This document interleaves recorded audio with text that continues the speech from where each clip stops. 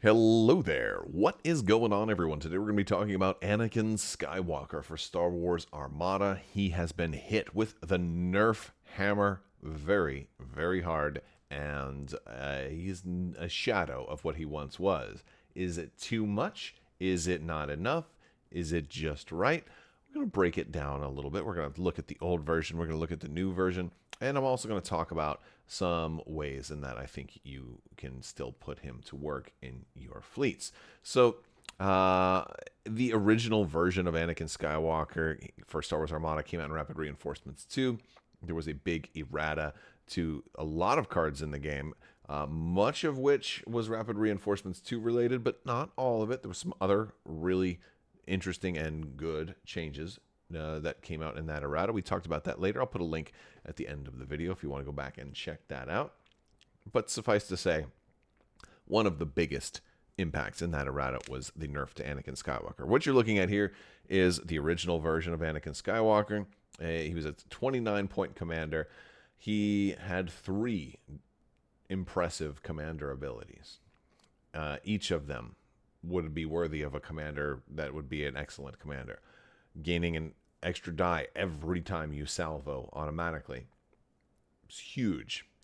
Being able to spend a salvo token to attack an extra time, potentially up to 3 attacks in a single activation. Also huge. Also combos with the extra die for every salvo. Then also being able to double salvo is incredible, and also combos with the extra die to every salvo. So it's just absolutely phenomenal how incredibly broken and overpowered Anakin Skywalker was. To have 3 abilities and have them all kind of combo with each other, and to be only 29 points when he probably could have easily been 50 or more points and still been taken 9 times out of 10. Incredibly powerful commander. So Anakin had to be nerfed. He was, and it was completely changed. In short, he sort of represents Darth Vader, a sort of weaker version of Darth Vader. He's now also seen a price increase up to 31 points, which it feels like, I don't know if the price needed to go up. A lot of times things like that will happen where something needs to be changed and there's multiple different suggestions and they take all of them, and I'm like, oh no, you just needed to do one of those. You could have just nerfed Anakin and left his points, or you could have just raised his points. Well, maybe not just raised his points, but they nerfed him heavy and raised his points. So he now says, while a friendly ship is attacking a ship, if the defender is at distance 1 to 5 of at least 2 other friendly ships, one other friendly ship at distance 1 to 5 of the defender may spend 1 defense token. If it does, the attacker may reroll up to 3 dice. Long ways to say that he now gives rerolls to your fleet, very similar to how Darth Vader does, but not quite the same, not quite as good, not quite as easy to use, but also not quite as expensive. So it's not all bad. He is 5 points cheaper than the 36-point Imperial Darth Vader commander, but he's only letting you reroll up to 3 dice, and he's got a lot of complications, right? Like, first off, a 2-ship fleet, he does nothing with. You got to have at least three ships. 3-ship fleet minimum, you must have it. That's kind of a tall order because it's a drastic change from how the double Venator lists of Anakin Skywalker that we used to see. But 3-ship minimum isn't too bad. But one of the problems, though, is that, like, mid-game or late game, once you start losing ships, his ability can go away completely. And that's always a kind of a problem I feel that that other commanders like Constantine have always benefited from. It's like, hey, it doesn't matter if you protect your flagship. If you lose, one ship, your commander's ability. If you can lose any ship and then all of a sudden lose your commander's ability. If you run a 3-ship fleet, losing a single ship, breaks your whole, commander game, which is kind of, not the best. It's not the best. I feel like they can improve this a little bit. But also, it requires a couple of things. First off, it requires that you have to have, not just 3 ships, but they all have to be distance 1 to 5. You have to be attacking. 2 other ships have to be, at distance 1 to 5. I guess you could potentially, if you have this fat cannon that might, you have a shot that's just barely beyond range 5, then you could get away with having only 2 ships in range, and then you're attacking with the Svat or something like that. But really, it's you need 3 ships all in range of 1 ship. So then you attack. You spend a defense token still, but it has to be off of another ship, not necessarily the one that's attacking. And then you can reroll up to 3 dice. So still, like, you're not even getting as many dice. Vader lets you reroll any dice you want. This one lets you just reroll up to 3. So, it's definitely weaker. It's definitely weaker. Now, the pros are, the cons are obvious. It's a much weaker version. Is also a much smaller selection of ships, which we're going to talk about here in a little bit. You don't. It kind of screams out for the Architans to show up in the Republic again. Hey, three dice on the red, 3 rerolls. Like, it just works. They could use a moderate heavy hitter that's kind of cheap and able to kind of swarm and team together and stuff like that. I feel like that just kind of works. So let's hope there's a Rapid Reinforcements 3 in the pipe. Let's hope there's a Republic Architans in there. That could be really cool. But yeah, so there's definitely plenty of cons to this, but I think there's a couple of pros. The first of which is the points cost reduction, which is fine. It's also the first, offensive ship-to-ship commander, or the only offensive ship-to-ship commander that we have in the Republic. So, the faction identity of a card plays a factor in it. Because, again, it was something they didn't have before. So even if it's not as good as Vader, well, you can't take Vader in the Republic anyway. So it doesn't have to directly compete with Vader. So there's that. Although, of course, he's always going to be compared to similar types of commanders, and will always have a comparison to be made to Vader. He's not competing directly for, it's not like you can choose both of them. But I think there's another advantage to this. It's a slim advantage, but there's definitely an advantage. And I think the idea of the advantage here is that you can still have that spearhead ship go forward. You can maybe it's your flagship, and you can still get rerolls, but you can do it on that spearhead type ship without having to spend its own defense tokens.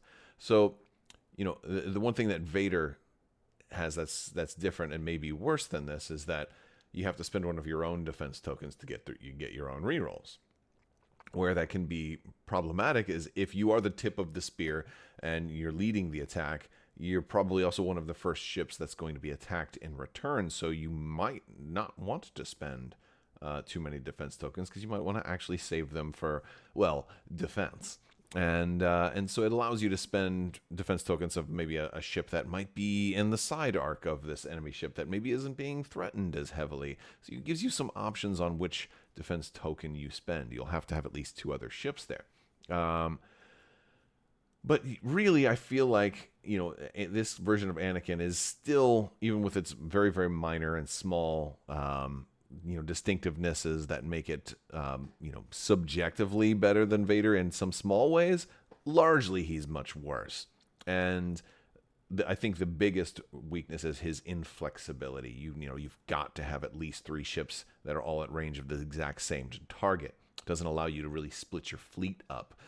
He can completely lose all of his abilities if you lose a small ship potentially. And so that's, the fact that he can go from full speed to doing nothing in a single shot is that might not even be on him, or might not even hit your flagship, is just kind of unfortunate. But he does still allow himself to work with a lot more stuff. I guess that's one kind of step up for Anakin compared to the old version, is that the old Anakin worked pretty exclusively with Venators. Didn't have to only be Venators. You could use Acclamators also, or a Victory, but the Venator was the ship to run with Anakin, because it had the right upgrades to be able to make salvos, have the automatic double, black die double, crit damage.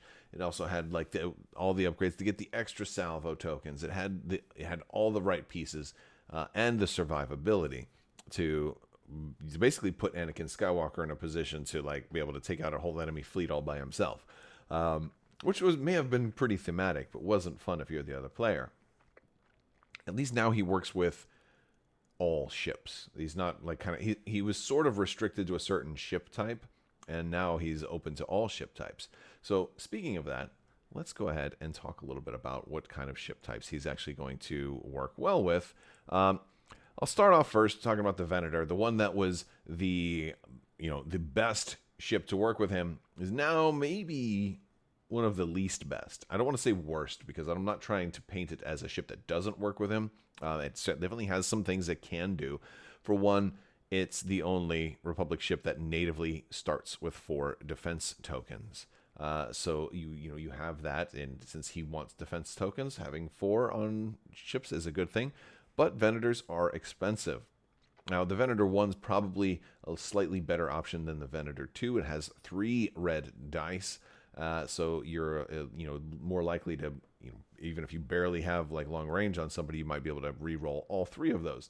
Now, I will say that even though Vader lets you re-roll any and all of your dice, not that many times are you going to have an attack pool that has more than 3 blanks. So, being able to re-roll 3 is still, I would say 9 times out of 10, that's going to be all you need when you're fishing for re-rolls.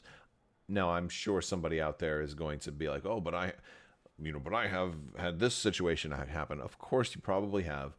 But then again, think about the faction. We're talking about the Republic here. We don't have, Ravager, Super Star Destroyer, Spinal Armaments rolling just rolling complete fistfuls of like massive amounts of red dice. Typically, Republic ships don't have that many red dice. But 3 on the Venator 1 is pretty good. The Venator 2 has only 2, and then 2 blue, and then 2 black. So it's like you're getting a little bit less benefit on the Venator 2. The Venator 1 is pretty good. And I also really like the fleet command on the Venator 1 a little bit better. That can still work with Anakin because sometimes it allows you to kind of use those rerolls if you don't really need them. You can still use them because you have the insurance policy of like, do I want to fish for that crit or do I want to fish for that accuracy? Let me go ahead and do it anyway, because if it comes up blank, I can always turn one back to a hit with intensified firepower. So that's pretty interesting. But still, maybe one of the least good for Anakin now, because you do need so many ships. And if you're running Venators, you have a hard time fitting high ship counts. I think most Anakin builds are going to want a minimum of 4 ships, because you don't want to just have 3 ships and then the first ship that dies breaks your entire synergy. So which leads me to a Consulars. I think the Consular C70 is a great ship to run. Either Consular can work, but the C70, of course, you probably want to maximize your range on these guys. They can be popped really quickly. You don't want to lose ships that quick.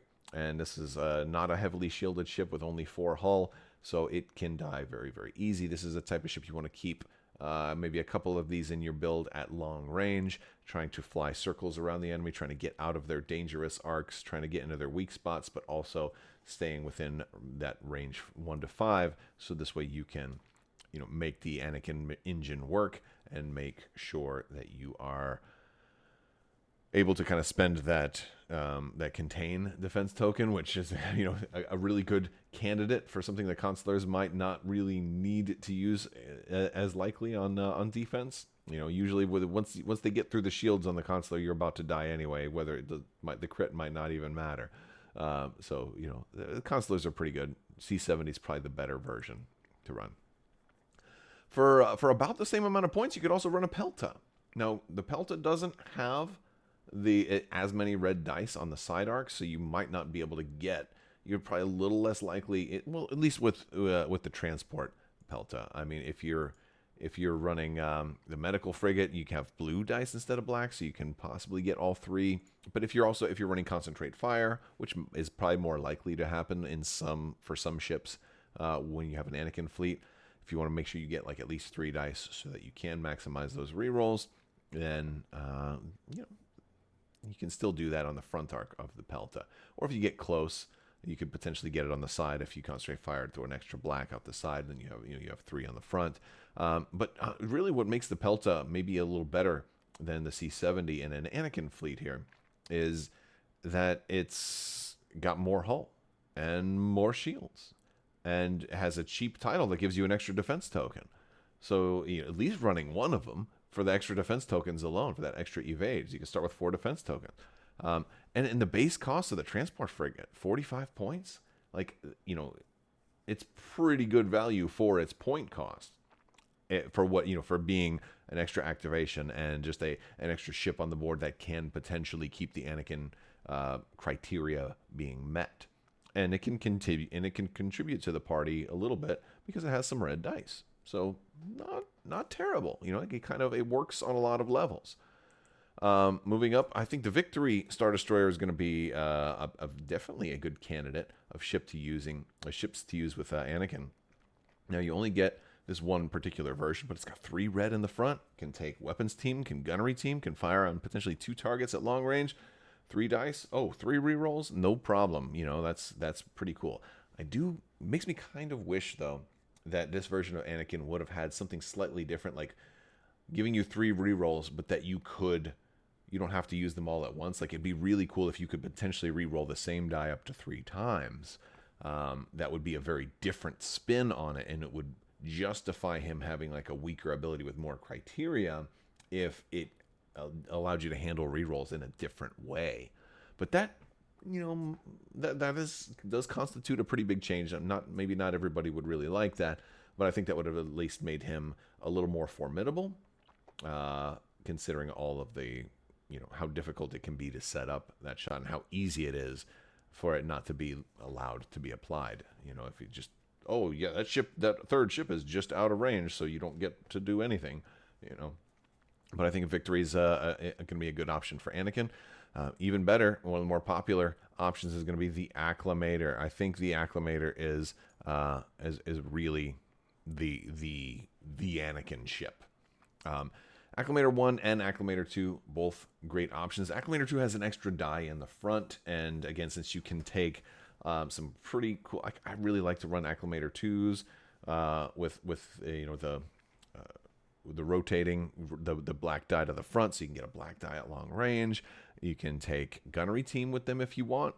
You don't have to. You're not locked into having to take black die rerolls from ordnance experts now. So you can gunnery teams. You've got some rerolls available to you. You can roll 3 red and a black, and if you get medium range, you're doing even better. And then you've got decent hull. They're not too expensive. They can also salvo. Not the best salvo out there. Again, this is why they weren't taken very much with Anakin. It almost makes you wonder if they said, hey, let's gear Anakin to, like they used Anakin to sell a whole bunch of Venators, right? Are they now using Anakin to sell Acclamators? What's his next change going to be? Is it going to be like, oh, wait, you know what? He's now optimized for Peltas, or something like that. I'm not sure.